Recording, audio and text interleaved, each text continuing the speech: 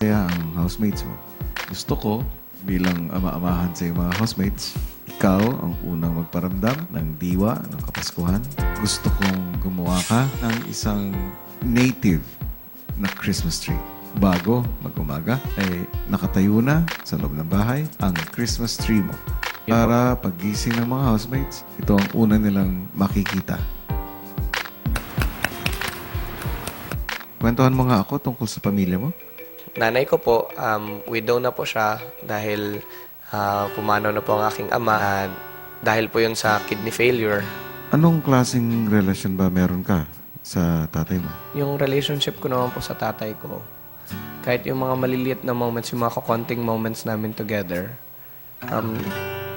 yun po yung, siguro sabihin natin special po kasi minsanan lang. O alam ko po na, na mahal po ako ng tatay ko. But as for a father figure, nobody can replace me. Ngayon mas nakilala kita pa ako. Salamat At kuya. mas naunawaan ko kung bakit ganyan ang iyong katauhan dahil alam ko na maganda ang pagpapalaki sa iyo ng iyong mga magulang. Salamat kuya. Matapos ang halos 12 oras na paggawa ng Christmas tree, pagkagising ng housemates, napunan nila ang bagong adisyon sa bahay ni Kuya.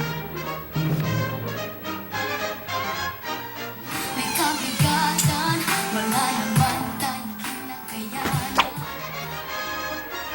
Wow, ang ganda naman ito. Bulaga! Ganda! Ganda naman.